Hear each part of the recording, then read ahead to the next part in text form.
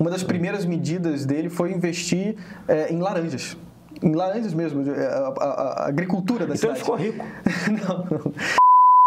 É show da Lady Gaga e da Madonna em Copacabana, é capital mundial de livro, é capital de arquitetura, é capital para lá, é capital para cá. O Rio quase sempre está ocupando as manchetes nacionais com esse negócio de capital e capital e capital. E agora o prefeito do Rio de Janeiro, Eduardo Paes, quer o status de capital honorária do Brasil para a cidade maravilhosa. Mas essa não é uma discussão tão simples, né?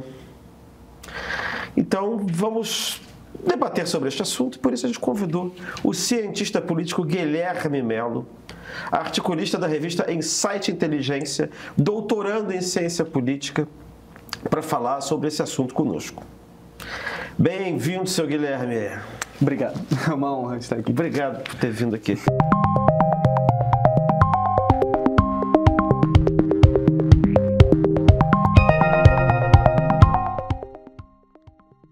O prefeito Eduardo Paes pediu ao presidente Lula que reconhecesse a cidade do Rio de Janeiro como capital honorária do Brasil.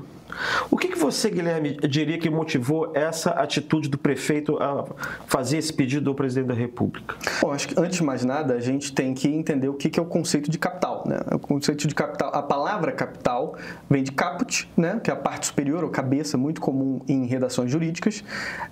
E o conceito de capital, ele exprime uma ideia de capitalidade. O que seria isso? Ele é muito relacionado à ideia de Estado-nação, né? A ideia é aquele momento em que o Estado-nação está se consolidando e que, portanto, você precisa ter uma capital, ou seja, um ponto central que represente o todo da nação. Ou seja, você precisa ter uma cidade que tenha esse interesse nacional, que tenha essa capitalidade mesmo, essa centralidade. Que o Rio de Janeiro desempenhou durante 200 anos. Ou seja, se a gente aprende na escola que o Brasil teve 3 capitais, né? Salvador, depois Rio de Janeiro, depois Brasília, e que, portanto, mas que na prática não foi bem assim, né? Porque Salvador foi capital num momento, foi capital não, foi na verdade um locus administrativo da América Portuguesa durante um período. A capitalidade mesmo, ela se desenvolve a partir do Rio de Janeiro, ou seja, a ideia de Brasil, de uma identidade nacional, de uma identidade que seja superior às identidades regionais, ela se amadurece a partir do Rio de Janeiro, a partir dessa experiência do Rio de Janeiro. Com a chegada de Dom João VI? Com a chegada de Dom João VI, com o papel que o Rio de Janeiro assume, principalmente em 1815, quando ele se torna Reino de Portugal, Brasil e Algarves, né? E depois, posteriormente, na independência.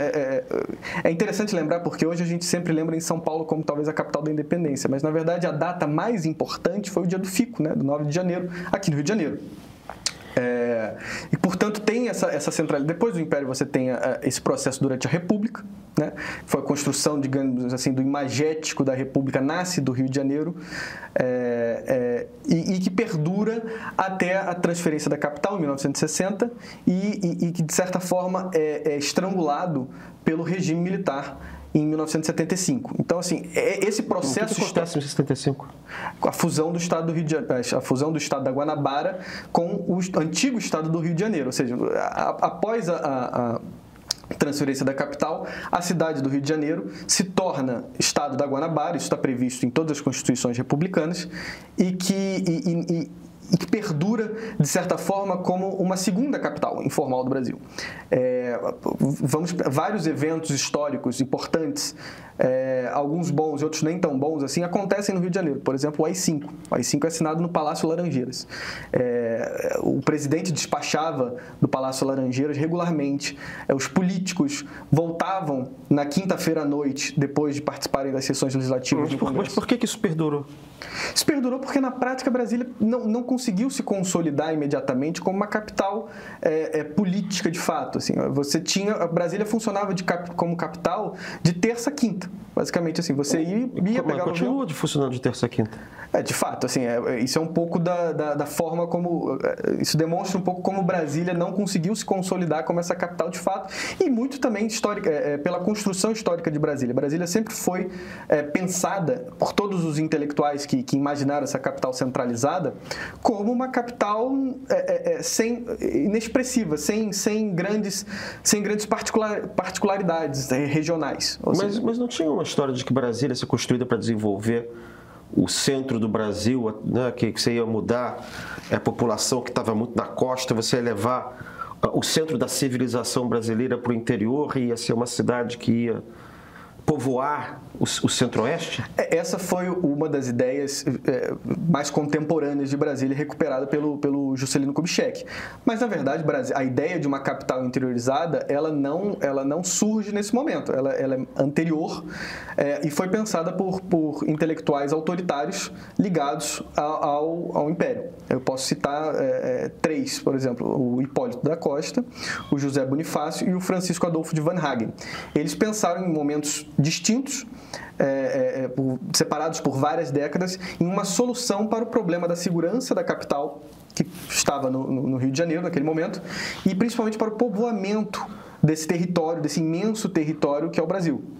Então a ideia era justamente, eles partiam do pressuposto de que o Rio de Janeiro era uma capital insuficiente, ela não funcionava propriamente como uma capital, segundo esses autores, primeiro porque ela era extremamente povoada, ela é extremamente estrangeira também, com a presença de comerciantes e de diversas populações estrangeiras, e principalmente ela é extremamente negra, né? O racismo foi um elemento muito forte desse momento da consolidação de um imaginário de uma capital no interior. Assim. Então, por exemplo, você tem modelos de capitais, por exemplo, como Imperatória, do Vanhagen, que hoje é mais conhecido como uma praça na Tijuca, a Praça Vanhagen, né?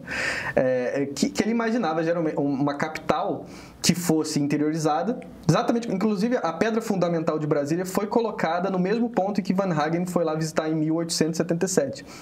Ele imaginava uma capital branca, né, e para isso seria preciso expulsar negros, mandar para a África. Os índios deveriam passar por uma servidão voluntária de 15, 20 anos. E deveríamos importar a população estrangeira, principalmente alemã. Queriam embranquecer o Brasil. Vanhagen era um dos pensadores mais autoritários do Império. Ele defendia, inclusive, a anexação do Paraguai, uma coisa que não era nem popular na época, e pensava o Brasil a partir de uma perspectiva imperialista em direção ao Pacífico. Então, assim, a gente deveria não só tomar o nosso território como todo, e aí entra a importância dessa capital centralizada, mas também expandir-se para o Pacífico. Então, essa era a ideia primordial de uma capital interiorizada no Império, o que eu chamo na minha pesquisa de capital sol, né, digamos assim.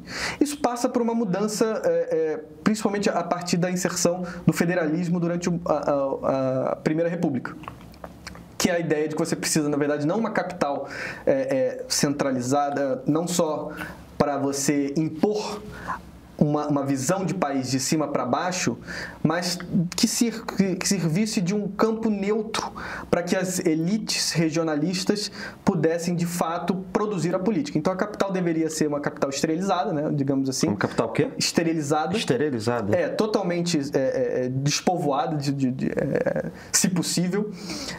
E aí você tem, nesse momento, o Rio de Janeiro começa a tomar várias porradas desses líderes regionais que entendiam a cidade como extremamente... E aí volta o argumento do Rio de Janeiro, uma cidade com multidão. E quem era a multidão? Quem era a multidão? A maioria era de ex-escravos libertos que não encontravam emprego formal na cidade. E que ficavam se enturmando, assim, na visão deles, como uma turba que violentasse e açoitasse os políticos que vinham dessas regiões do interior, que não estavam acostumados com isso, mas que perturbavam, digamos assim, a boa política. É muito interessante porque isso aparece também no Vanhagen, de certa forma, de que o Rio de Janeiro seria impróprio para servir como capital porque os ares daqui não eram adequados. Você precisaria colocar os políticos em um ponto mais alto. Isso é um argumento totalmente... Geograficamente, totalmente determinista. Assim, o herdeiro de um pensamento de um determinismo geográfico que aparece lá em Montesquieu. que você coloca, se você ao elevar a capital para um ponto mais alto, para um plano mais alto, né, um planalto, você iria colocar a cabeça desses políticos nos mesmos ares da Europa e que, portanto, isso faria com que a política fosse melhor executada. Então, portanto, você tem essa argumentação realmente. Por isso que essa é uma das ideias do Planalto. Ia ter um clima europeu? É um clima europeu. Você supostamente teria esse clima europeu que elevaria a qualidade da produção de políticas públicas no Brasil. Tá, mas então olha só. Você está dizendo assim, o Brasil sempre quis ter uma capital no interior. Pelo visto. Não necessariamente. Essa, como eu disse, é uma ideia que aparece no Império por 3 ou 4 intelectuais que não é em nenhum momento é levado a sério. Com a Constituinte Republicana, essas ideias começam a ser levadas um pouco mais a sério. E aí, como eu disse, não é um modelo de uma capital sol, né, cujo modelo seria Paris, que engolisse todo o território e que distribuísse civilização, povoamento, infraestrutura, mas uma capital que fosse neutra, o que eu chamo de capital oligárquica ou federativa. Esse modelo passa a ser Washington, que é uma capital onde você só serve como o abrigo para essas instituições políticas e não para uma produção de uma identidade nacional, cultural, que fosse abrangente. Tá, bom, mas o que você está dizendo é que na República essa ideia continuou, essa ideia de mudar a capital, e enfim, ela aconteceu em 1960 com Juscelino Kubitschek, mas a mudança da capital ela foi feita para desenvolver o interior, que nem o Van Hagen tinha esses argumentos. Porque a gente aprende que Brasília é a capital da esperança. Pois essa é de certa forma como a historiografia ligada ao Juscelino Kubitschek recupera essa história. Eles tiram todos esses elementos horrendos e tentam estabelecer como um destino manifesto, né? Como se fosse algo que sempre devesse ter acontecido na história do Brasil, como se fosse uma vontade nacional. E a gente vê que não é bem isso. A gente vê que durante a República o interesse não era necessariamente expandir-se para desenvolver-se, mas expandir-se, ou melhor, transferir a capital para assegurar o regime federativo. Ou seja, você para garantir a autonomia das províncias, você precisaria que essa capital não estivesse sujeita à pressão dos tumultos do Rio de Janeiro. Isso é a tônica, digamos assim, na Primeira República. Por impossibilidades da transferência da capital naquele momento, você começa a ter uma ideia de que a gente precisa modernizar o Rio de Janeiro. E aí você tem no governo Rodrigues Alves e no prefeito Pereira Passos a modernização, digamos assim, você tem o famoso bota abaixo, você tem essa aclimatação de uma nova ideia de cidade muito inspirada no modelo parisiense. Você precisa afrancesar o Brasil naquele momento. Essa ideia surge novamente de transferir a capital com a presidência do Arthur Bernardes, a partir de 22. Quando o Arthur Bernardes, que era um político extremamente impopular, ele chega no Rio de Janeiro e é recebido com uma indecorosa vaia que o traumatizou, o fez cercar o Palácio do Catete com arame farpado. Ele pediu de novo ao Congresso que adiantasse o trabalho. Ele era mineiro também, né? Ele também era do interior. Exatamente, do interior. E ele pediu ao Congresso que tinha a decisão final de transferir a capital. Isso é interessante, né? Porque quando com a Constituinte, a primeira Constituinte republicana, quem ficou responsável por transferir a capital para essa decisão foi o Congresso e não a Presidência da República. Porque a Presidência da República estava com os militares durante a República das Espadas, né? Nossa, digamos assim, a nossa primeira ditadura militar. O Deodoro Floriano. Deodoro Floriano. Que o Floriano era um dos grandes defensores da transferência da capital. Floriano, vamos lembrar que foi o presidente um dos presidentes mais sanguinários na nossa história, foi responsável pelo massacre na ilha de Desterro, né, que em decorrência disso trocou o nome para Florianópolis, em homenagem a ele. Por que ele era particularmente entusiasta dessa mudança? Porque justamente a ideia de uma capital no interior era uma ideia, até aquele momento, de uma capital autoritária. Ou seja, ele queria proteger a presidência da República e, de certa forma, proteger a presidência da República dos tumultos, da cidade e também, de certa forma, controlar o Congresso. Acho que faz todo sentido para essa narrativa. Você quer dizer que tem uma geopolítica autoritária por trás da ideia de mudança da capital? Sim, sim. De certa forma, o Floriano é herdeiro de uma corrente do pensamento político brasileiro que entende a sociedade, ou melhor, que entende o Brasil como um mapa. O Brasil é um mapa em que se você precisa desenvolver o interior, você vai lá e transfere a capital. Se você precisa diminuir a importância, ou melhor, a participação popular, você transfere a capital e aí você resolve o problema. O Congresso, nesse momento, por mais que ele tenha sido recuperado essa discussão, e aí, de fato, você tem uma discussão a respeito da transferência da capital... Eu estou lembrando, também teve, durante o governo do Floriano Peixoto, você teve a revolta da Armada. Sim, você em que a Armada se virou contra o Floriano e bombardeou a cidade contra ele. Quer dizer, também a mudança da capital significa isolar a capital da influência da Marinha. De certa forma também, porque inclusive o Rio de Janeiro continua até hoje sendo a capital da Marinha, né? Porque você não tem como levar a Marinha lá para o Lago Paranoá, acho que não faria muito sentido. Mas depois desse momento com o Floriano, você volta a ter essa discussão, especialmente com o Arthur Bernardes, e com a Revolução de 30, essa discussão se finda.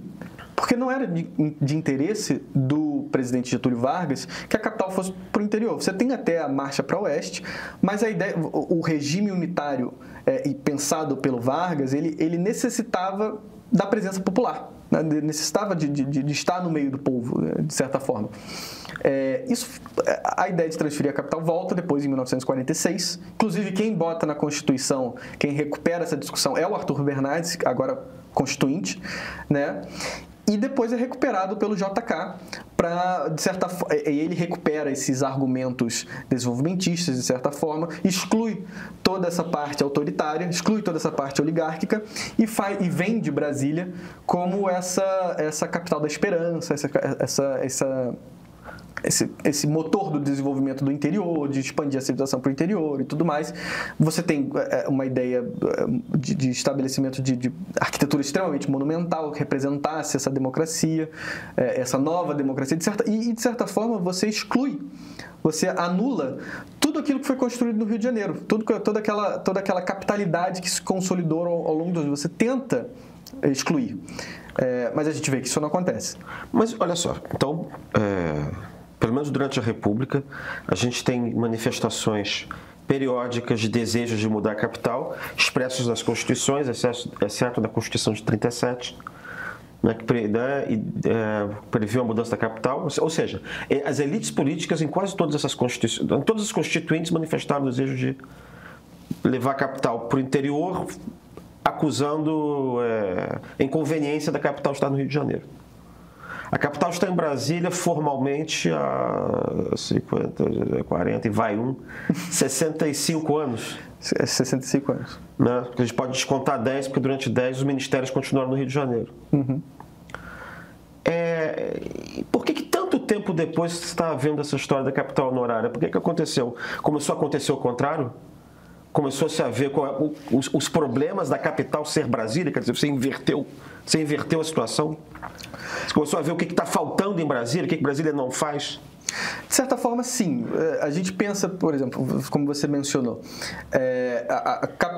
de certa forma a capital continuou sendo exercida pelo Rio de Janeiro, a capitalidade continuou sendo exercida pelo Rio de Janeiro até 1975. O que acontece? Você tem o recrudescimento do regime militar e você tem a ideia de que a Guanabara ela é inconveniente para o regime. Primeiro porque o único governo... O que é Guanabara? Guanabara é o estado da Guanabara, foi fundado a partir da transferência capital.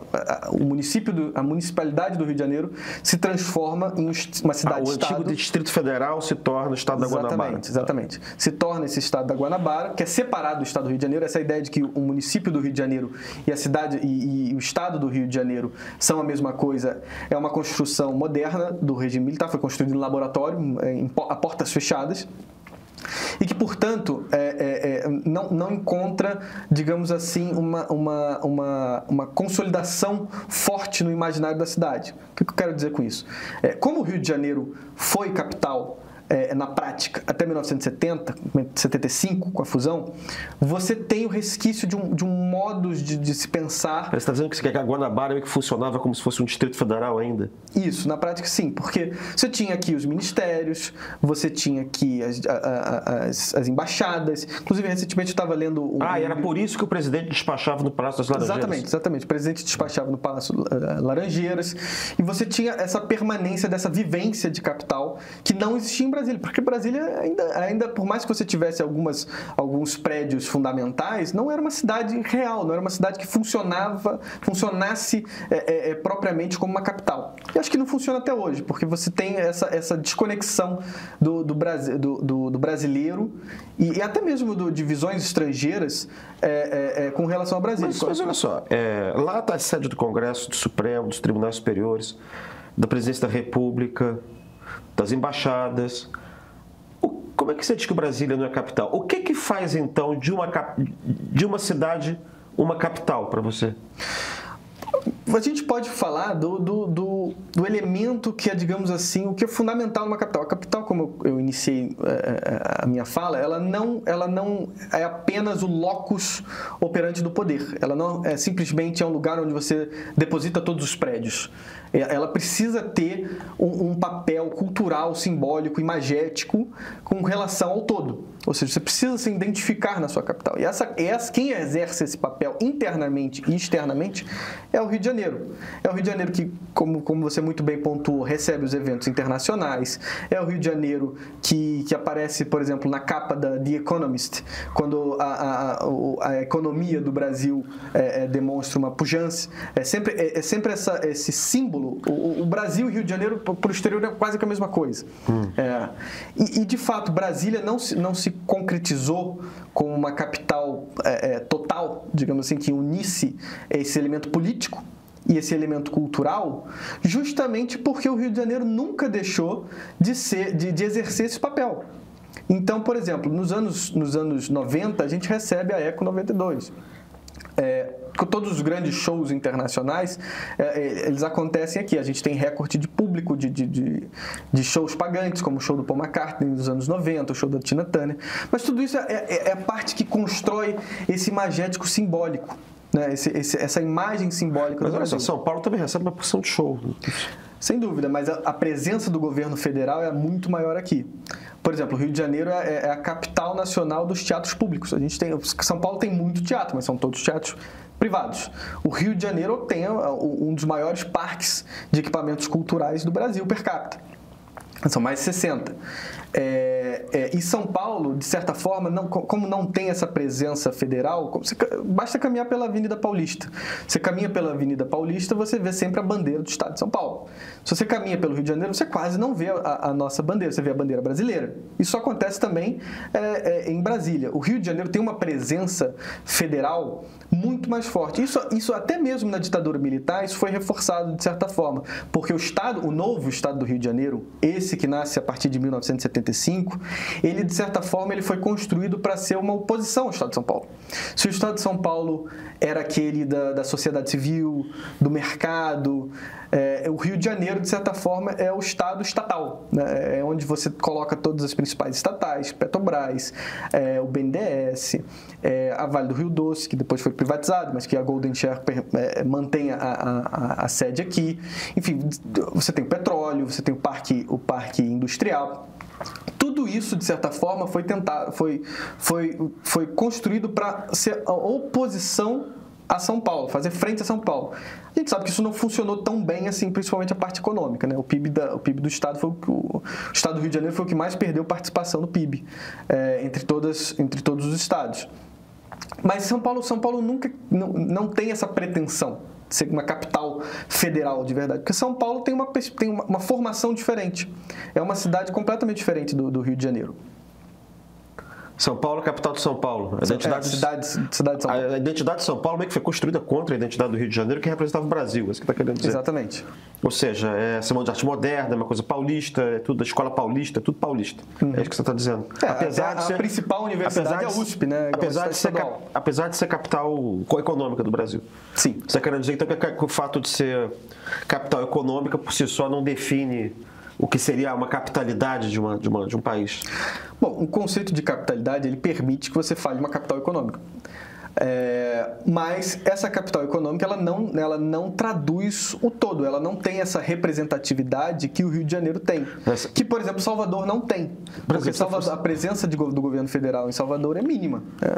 O momento em que Salvador exerceu essa capitalidade nesse território português, você tinha o vice-rei e 6 ou 7 serventes, você não tinha um Estado, né? O Estado, ele nasce com a vinda da família real. Esse que é o principal ponto. Entendi.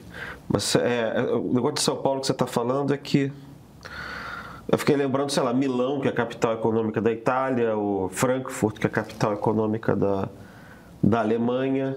E isso não os torna símbolos da nacionalidade, é isso que você está querendo dizer? Alemã ou italiana, que seriam Roma e seria Berlim. De certa forma, elas exercem um papel nesse imagético, mas não é o papel, não é o primordial, digamos assim. Você tem diversas capitais culturais, digamos assim, de vários países, principalmente em países de desenvolvimento. Por exemplo, a China tem mais de uma capital, a Rússia tem mais de uma capital, São Petersburgo, que é definido na Constituição como uma cidade de interesse federal, que é um pouco do que tem se tentado fazer aqui do Rio de Janeiro, que é uma cidade, estabelecer essa federalização da cidade. Por tudo que você está falando, é assim. Sabe qual é a impressão que eu tenho? Será que estava na cabeça de Juscelino Kubitschek, desse pessoal todo, fazer de Brasília uma sucessora de fato do Rio de Janeiro, como uma metrópole nacional? Ou isso não estava na cabeça deles que Brasília ia ser uma coisa diferente do Rio de Janeiro? Ou que o Rio de Janeiro ia continuar sendo uma cidade federal? Porque, olha só, Brasília foi feita num plano piloto para ter, até hoje, é um negócio que é feito para ter 250 mil pessoas, 300 mil no máximo. Né? Você tem uma espécie de um cinturão em volta e todas aquelas outras pessoas moram sei lá, com 15 quilômetros de distância. Tá? É uma cidade que não tem indústria. Outro dia, o governador do Distrito Federal disse que que o Fundo Constitucional de Brasília não podia entrar no ajuste fiscal porque Brasília foi feita para ser sustentada pelo resto do país, porque foi feita para ser capital. Então, não tem indústria, não tem nada, e o governador não tem que sair arrumando o jeito da cidade produzir dinheiro. Né? Quer dizer, ela não tem vida cultural. Né? Será que não estava na cabeça das pessoas mesmo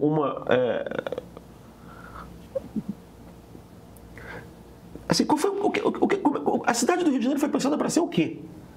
Porque Brasília não foi pensada para replicar o modelo do Rio de Janeiro. Então ela nunca poderia exercer essa capitalidade que era exercida pelo Rio. Essa forma de exercer a capitalidade como nós temos hoje, ela foi um produto da ditadura militar. Porque durante o governo Juscelino Kubitschek, o Rio de Janeiro operava junto com Brasília. Essa bicapitalidade, ela não é uma jabuticaba, ela é algo que acontece em outros países também. Geralmente uma capital no litoral e uma capital no centro. Moscou e São Petersburgo, acho que é o principal exemplo. Mas justamente a Brasília foi criada para funcionar de uma maneira extremamente dependente da União e de certa forma sem essa identidade regional, sem uma identidade regionalista propriamente dita. Ela é um produto de um modo de pensar uma cidade de uma maneira extremamente tecnocrática. Então não tem, portanto, a necessidade de você imprimir uma identidade cultural, uma capitalidade cultural em Brasília. E o Rio de Janeiro não. O Rio de Janeiro foi pensado justamente para ser uma capital. Tem essa história também que o Rio de Janeiro seria supostamente uma capital temporária. Isso estaria no Pombal. Mas isso aí é meio piada, né? Porque 200 anos de capital provisória, né? Capital provisória de 200 anos. Isso não é papo furado. Isso é papo furado. Mas justamente, você tem essa missão, digamos assim, de ser a capital cultural, política também, porque você tem a presença do governo federal justamente no Rio de Janeiro. Brasília é para ser uma coisa completamente afastada de tudo, afastada das pressões populares, afastada para você supostamente terrorizar. Quando você está pegando o JK, ter governo militar, mas assim, a gente pode lembrar do governo João Goulart, que teve uma hora que praticamente não saia mais do Rio de Janeiro. O governo Castelo Branco também foi basicamente governador do Rio de Janeiro, tirando terça a quinta. A impressão que dá, já que Brasília não foi feita para replicar todos esses atributos, capitalidades históricas, nem podia, e culturais do Rio de Janeiro, ela não foi imaginada para ser a capital sol, que você estava dizendo? Ela não foi imaginada para ser uma espécie de cidade do México, uma coisa que chupa tudo, que atrai tudo. Você não acha que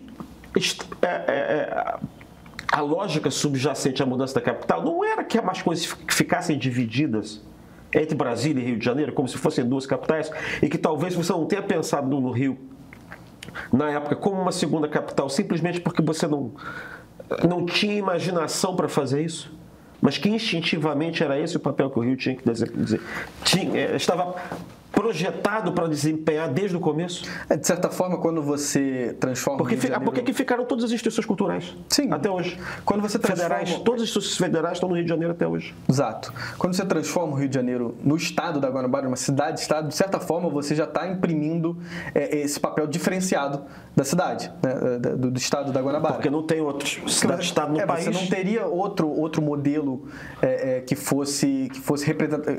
significasse a mesma função, que tivesse a mesma função do que o estado da Guanabara. E o estado da Guanabara, de alguma maneira, era símbolo no país inteiro de que o Rio era capital, tinha sido capital, por isso que ele não podia juntar com nenhum estado. Exatamente. Desde a separação, quando o Rio de Janeiro vira município neutro, ele funciona, ele tem uma vivência completamente diferente do resto do estado, do seu estado vizinho, né, que é o estado do Rio de Janeiro. Então, acaba sendo uma infelicidade o nome Cidade do Rio de Janeiro e Estado do Rio de Janeiro serem homônimos, né, porque você acaba juntando algo que é completamente diferente. Então, a ideia de uma Guanabara é justamente de você diferenciar.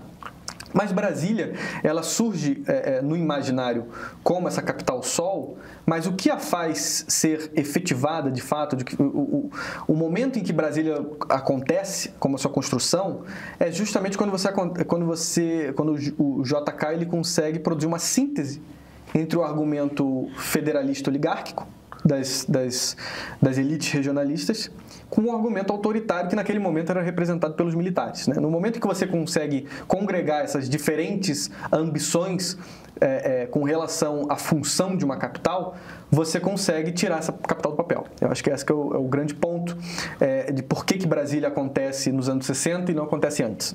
Além das dificuldades logísticas, você tem essa síntese que é produzida pelo JK a partir de uma narrativa muito bem envelopada, né, de aspiração nacional, de vontade nacional, mas que na prática funcionaria em bicapitalidade com o Rio de Janeiro. Então, isso que acontece naquele momento.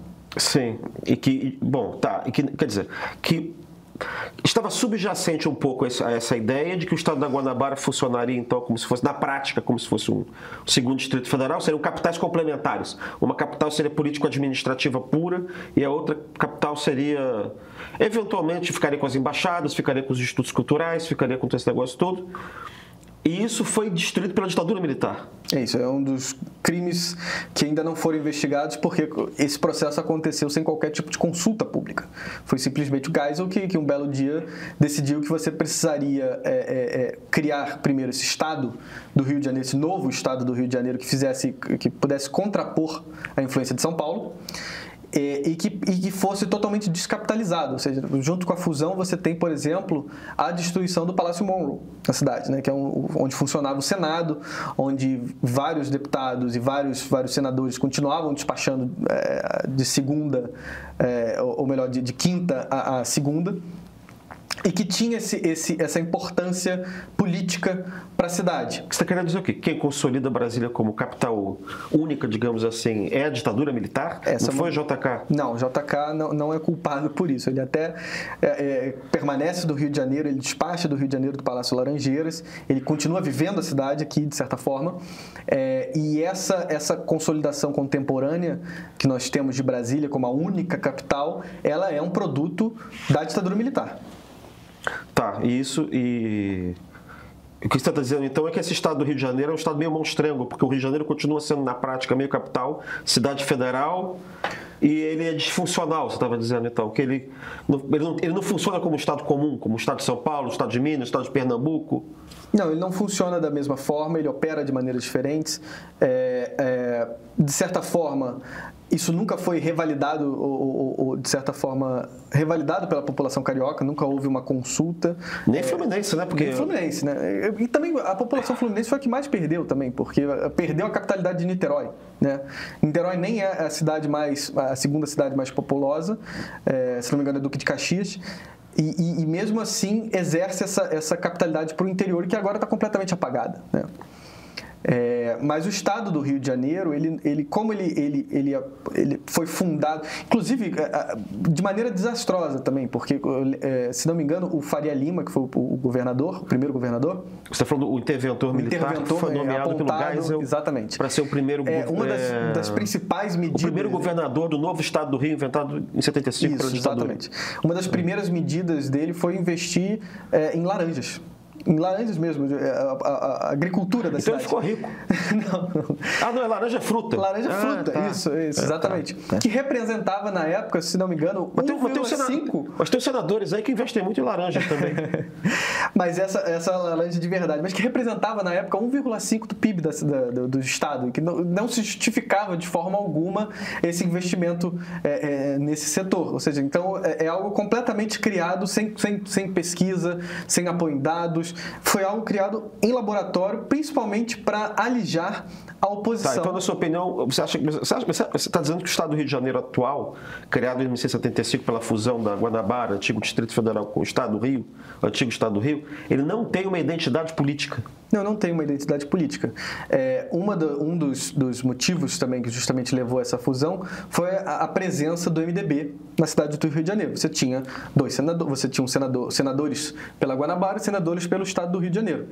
Quando acontece a fusão, você perde esses cargos, esses senadores da Guanabara, e você passa a ter só os senadores do Estado Fluminense, que eram dominados pela Arena. Então, assim, você tem, de certa forma, você alija a oposição à ditadura militar com essa fusão. Você ganha, a Arena começa, por mais que o governador depois seja eleito, o Chagas Freitas, que é do MDB, ele era da área mais alinhada com o regime do MDB. Então você tem, de certa forma, uma modificação do cenário político, no locus político da cidade, do jogo político da ditadura com relação ao partido da oposição ao MDB. Tá, mas olha só, a fusão da antiga Guanabara com o antigo Estado do Rio foi há 50 anos. A gente sabe que de lá para cá o Estado do Rio, quer dizer, a região fluminense, a cidade do Rio se degradou muito, perdeu centralidade, perdemos a Bolsa de Valores, né? Boa parte do setor econômico privado foi para São Paulo. Enfim, a gente também ficou sangrando para Brasília, com transferência de órgãos públicos para Brasília. Mas você acha que depois de tanto tempo é possível atribuir a disfuncionalidade do Estado do Rio, a forma como se deu a mudança da capital e a fusão com o antigo Estado do Rio? Se você pode atribuir Essa é uma pergunta. Sim, claro. Bom, um exercício que é sempre interessante fazer é imaginar o que aconteceria com Brasília se a capital fosse transferida para o norte. Se a gente decidisse simplesmente colocar uma capital no meio da Amazônia para desenvolver aquela região. Brasília não iria sobreviver financeiramente como capital de Goiás. Isso não iria acontecer. O Rio de Janeiro, de certa forma, sobrevive porque ele tem uma pujança econômica muito maior do que Brasília.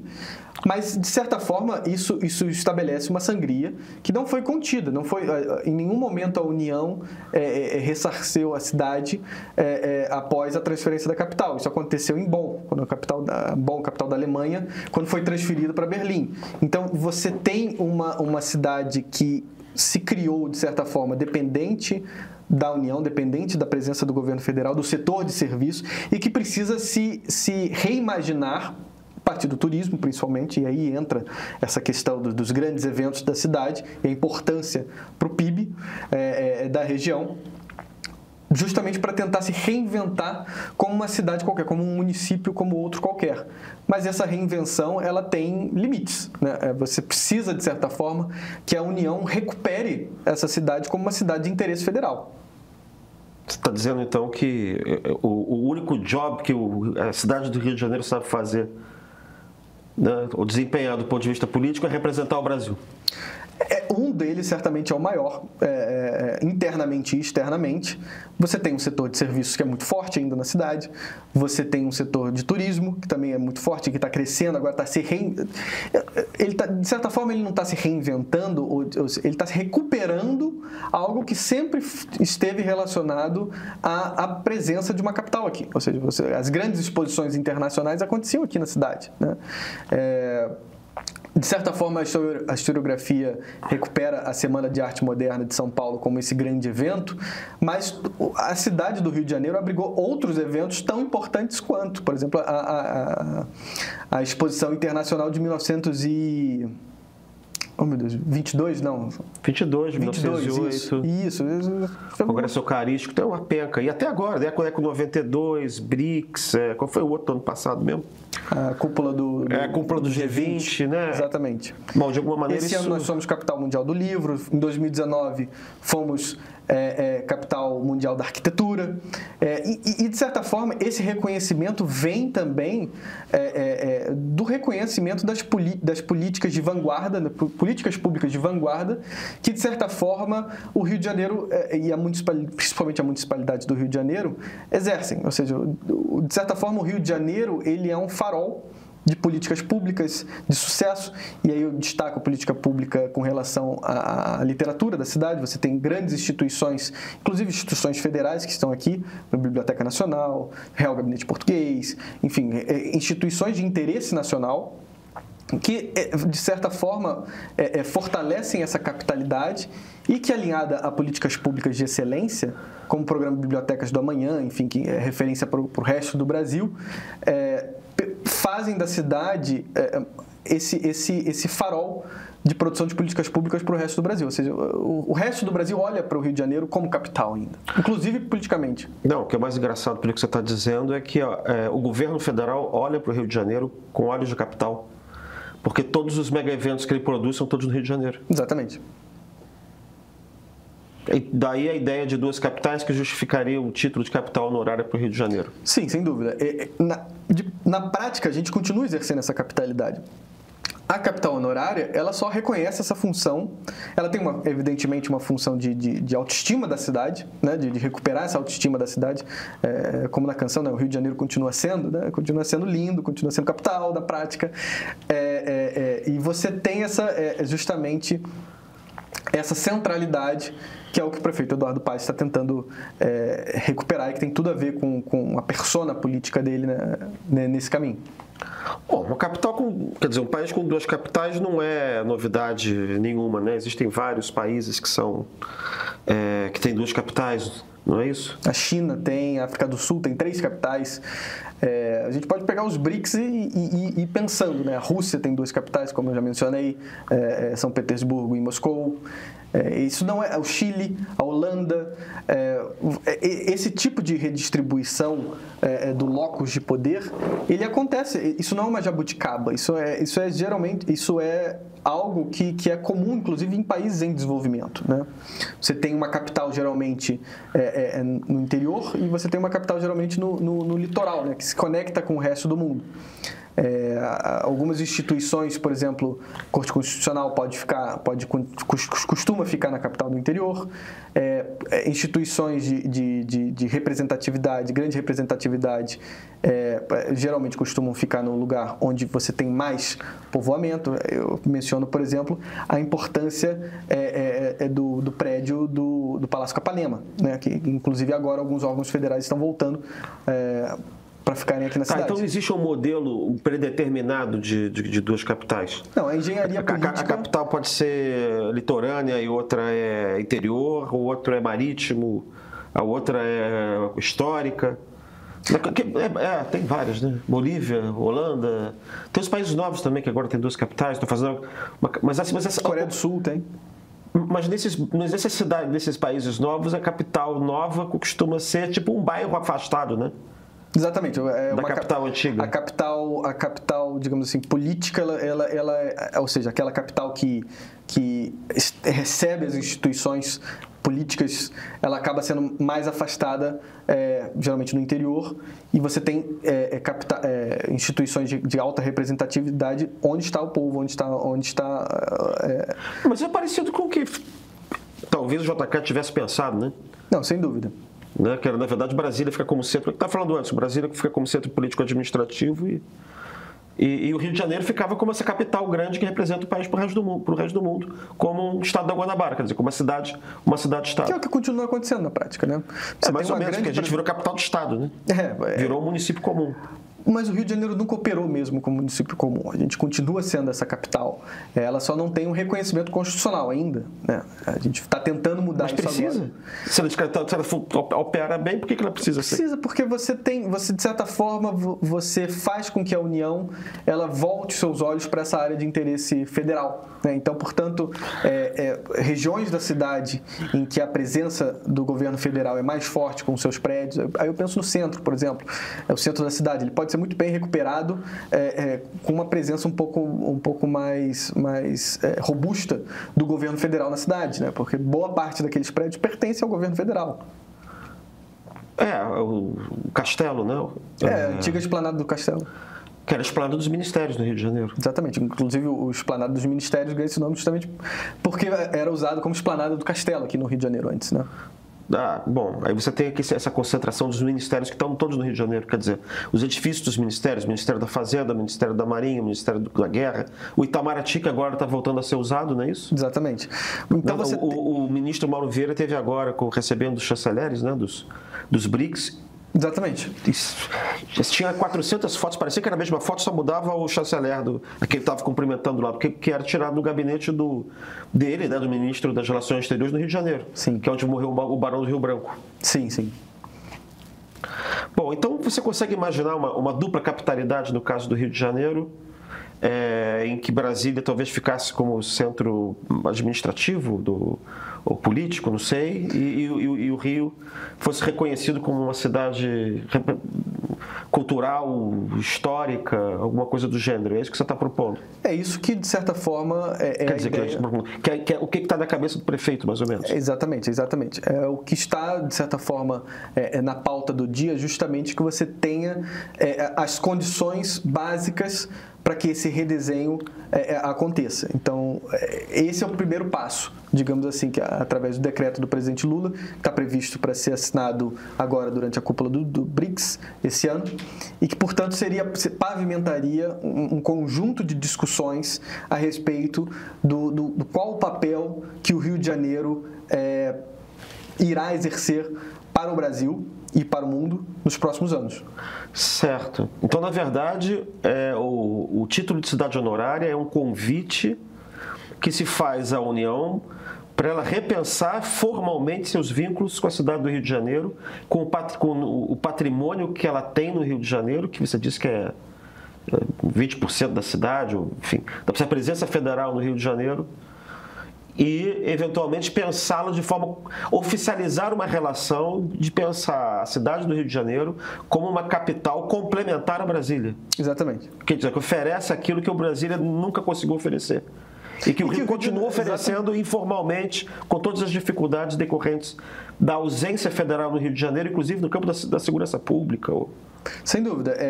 O problema da segurança pública, ele só passa, a resolução desse problema só passa por mais presença do governo federal aqui, porque não é algo que um município tem instrumentos legais o suficiente para resolver.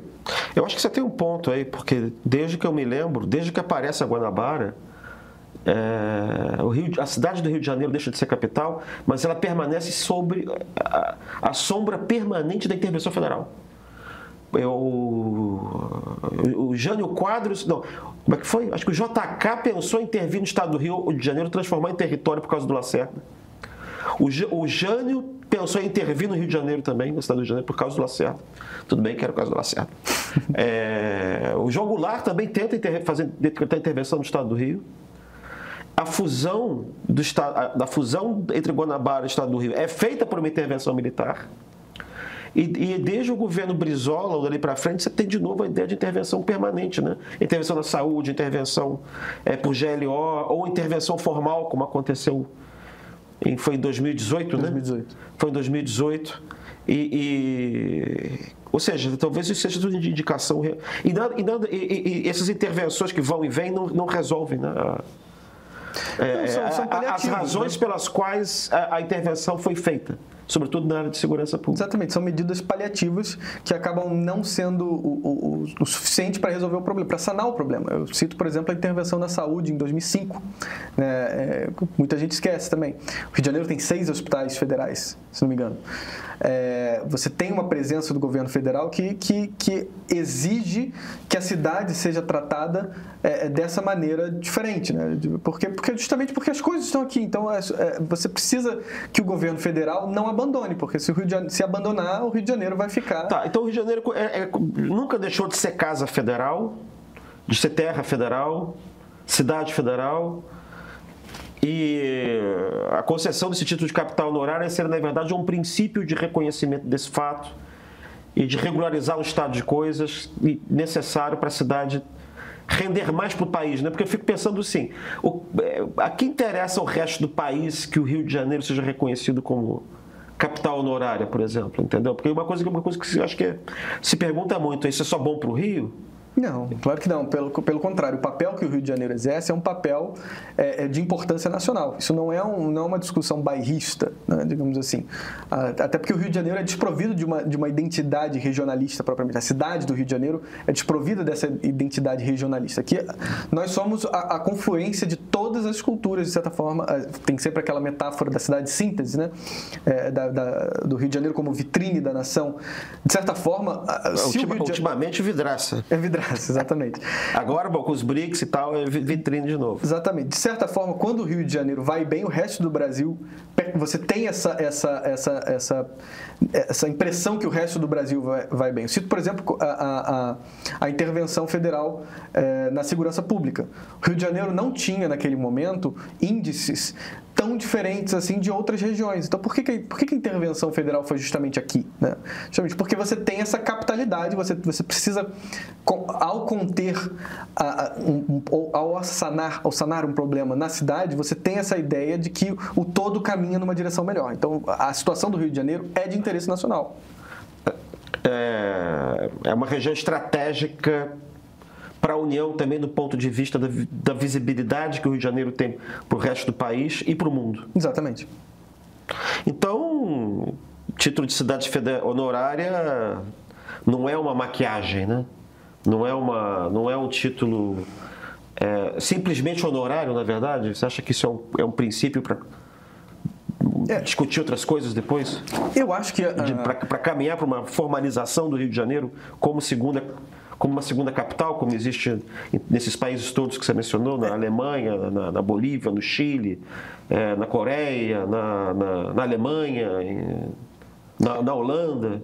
De certa forma, a capital honorária ela é um primeiro passo, sem dúvida, mas ela ainda é incompleta. Eu acho que ela é muito semelhante nesse sentido à construção do cidade-estado da Guanabara, que é uma ideia de que no futuro você está caminhando para o Rio de Janeiro ser uma capital de fato, né? Assim, um segundo distrito federal de fato, isso não é uma impossibilidade, mas que no cidade-estado da Guanabara se mostrou incompleto, foi incompleto muito por causa do regime militar, e que, portanto, agora nessa capitalidade honorária, estamos tentando, de certa forma, recuperar esse processo que começou com a cidade-estado da Guanabara, para encaminhar uma construção de fato de um segundo distrito federal que funcione na prática.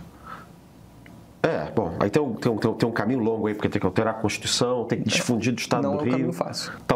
Talvez seja possível pensar em formas alternativas, que não sejam simplesmente pensar numa separação formal, né? Mas aí, enfim, não é com a gente. Então, aí esse desenho pode acontecer de muitas formas. Eu acho que, nesse momento, talvez não seja de interesse do prefeito Eduardo Paes que haja difusão. Acho que isso está fora do jogo. O importante é que a cidade do Rio de Janeiro tenha esse status de uma cidade de interesse federal, justamente para você manter e recuperar parte dessa estrutura do governo federal que aqui permanece. Não, e acho que talvez também para você começar a recordar nesse país de péssima, parquíssima memória coletiva, né, que o Rio de Janeiro não é uma cidade que é capital de um estado do Rio de Janeiro, que na verdade ele foi capital, ele continua sendo capital e é um lugar especial do Brasil, né, que precisa ser visto com um olhar diferenciado por não ser um lugar como outro qualquer. Eu não estou me referindo nem ao estado do Rio, estou me referindo especificamente ao que hoje é o município do Rio de Janeiro, que era o estado da Guanabara e que era o antigo Distrito Federal. Né? Muito bem, infelizmente, a hora de tudo chega. Teremos que parar por aqui, Guilherme. Mas, olha, muito obrigado por ter vindo aqui, por concordar e ter vindo falar sobre esse assunto momentoso, um assunto que está na boca de todo mundo, né?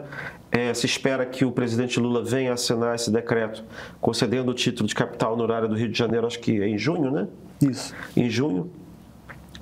E vamos ver o que acontece. Se você quiser saber mais sobre o Rio, o Guilherme já escreveu um artigo sobre um personagem muito importante para a história da cidade do Rio de Janeiro, na Insight Inteligência número 97, que nós já mencionamos aqui como uma espécie de dor de cabeça de todos esses presidentes da época da mudança da capital.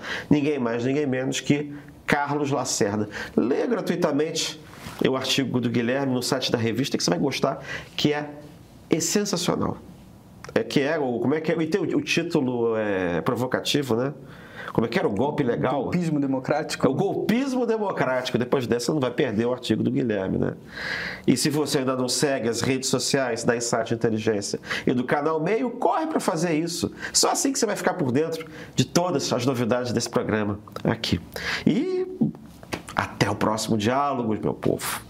Você lembra do Me Too? Aquele movimento em que muitas mulheres quebraram o silêncio e expuseram casos de abuso de poder e violência sexual contra elas? Pois é, agora é hora de levar essa conversa para um nível ainda mais profundo, envolvendo mulheres e homens de todas as gerações e estilos de vida. É isso que propõe a série Me Too e Agora, que acabou de entrar no streaming do Meio. A produção discute o tema para além das manchetes, examinando fatores que permitem que o assédio sexual persista no ambiente de trabalho. Os episódios mostram também como a cultura popular, a desigualdade salarial, a discriminação de gênero e as questões interconectadas de raça e classe afetam a forma como a sociedade vê as mulheres. E olha, homens também são envolvidos nessa discussão, tá? Para debater caminhos que tragam mudanças positivas e duradouras. Assina o Meio Premium e assista agora. E olha, quem é Premium ganha acesso também a 2 revistas semanais, descontos em cursos, novidades em primeira mão e participação na nossa comunidade. Experimenta, tá? Duvido que você não vai gostar.